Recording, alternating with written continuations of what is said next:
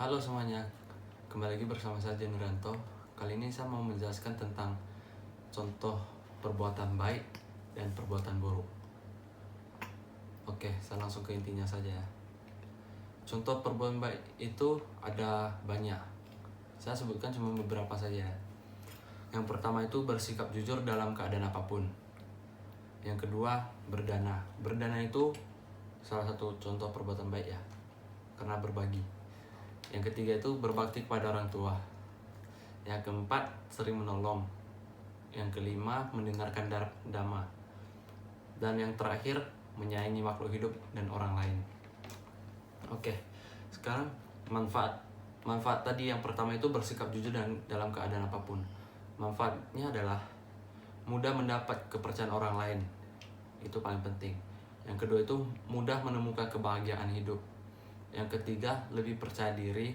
Dan yang terakhir itu terhindar dari hal-hal yang merugikan. Itu hanya beberapa ya, mungkin masih banyak manfaat, tapi saya sebutkan beberapa saja. Oke, yang selanjutnya yang tadi itu berdana.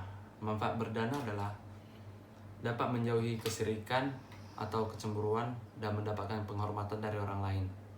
Yang kedua, memperoleh kemurnian pikiran, ucapan, dan perbuatan. Yang ketiga, batin dan jasmani memperoleh konsentrasi yang menggembirakan, tiada kacau dan galau. Yang keempat, akan mendapatkan wujud dan tubuh yang rupawan. Yang kelima, kemana saya tidak akan lapar dan kehausan. Dan yang terakhir, akan dilahirkan di keluarga kaya yang memiliki segala perabotan bersinar dan bersih. Manfaat yang ketiga adalah manfaat mempraktikkan sila. 1. Mendapatkan kekayaan yang berlimpah melalui usaha yang giat. Yang kedua, reputasi baiknya tersebar luas. Yang ketiga, penuh percaya diri. Yang keempat, meninggal dengan tenang.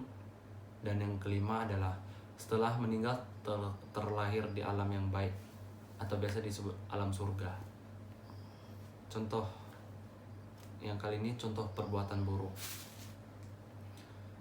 Yang pertama, membunuh, mencuri, berbuat asusila, berbohong, mabuk-mabukan, dan minum minuman yang beralkohol. Akibat dari membunuh adalah memiliki tubuh dan wajah yang jelek, dibenci dan dimusuhi, berusia pendek, berbadan lemah dan berpenyakitan, dan terakhir lahir kembali dalam keadaan cacat. Selanjutnya, akibat dari mencuri. Akibat dari mencuri itu adalah menderita kelaparan, sering ditipu, dilahirkan kembali dalam kemiskinan, sering mengalami kerugian, dan yang terakhir tidak mendapatkan yang diinginkan. Akibat dari berbuat asusila adalah terlahir sebagai waria, atau biasa orang sebutnya itu bencong, mempunyai kelainan jiwa, mempunyai banyak musuh, sulit mendapatkan jodoh, dan yang terakhir susah mendapatkan keturunan. Akibat yang selanjutnya ada akibat dari sering berbohong. Akibat dari sering berbohong itu adalah mulut berbau busuk atau tidak enak, perkataannya tidak dipercayai, sering bertengkar, mudah tersinggung oleh ucapan orang lain, dan yang terakhir dianggap remeh oleh orang lain. Akibat yang terakhir adalah akibat sering minum minuman keras. Tingkat kesadarannya rendah, tidak mempunyai kecerdasan, tubuh menjadi lemah, terlahir sebagai orang yang terganggu ingatannya, dan yang terakhir itu sulit mencari mata pencaharian. Nah, dengan terlahir sebagai manusia, kita memiliki kesempatan untuk menyaksikan semua kehidupan yang bajik maupun yang tidak bajik. Ketika melihat seseorang berbuat baik, kita harus bertanya kepada diri kita sendiri, apakah kita bersuka cita? Ketika melihat orang lain melakukan perbuatan baik, kita dipenuhi dengan rasa hormat dan sukacita. Namun kita tidak boleh hanya bersuka cita saja, tetapi juga harus melibatkan diri dalam perbuatan baik. Jika kita mampu melakukan ini, kita akan merasa sangat beruntung dan terlahir sebagai manusia.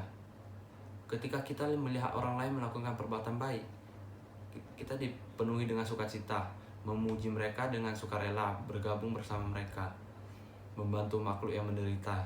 Ketika kita membantu makhluk yang menderita, kita menjadi sadar bahwa kita lebih beruntung dan karena kita memiliki lebih dari yang kita butuhkan.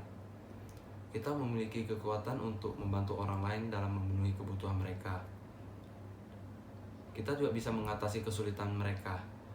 Dengan begitu, maka kebahagiaan yang kita rasakan bukan hanya karena kesukacitaan atas keberuntungan orang lain, melainkan merupakan kesukacitaan damai yang memenuhi diri kita.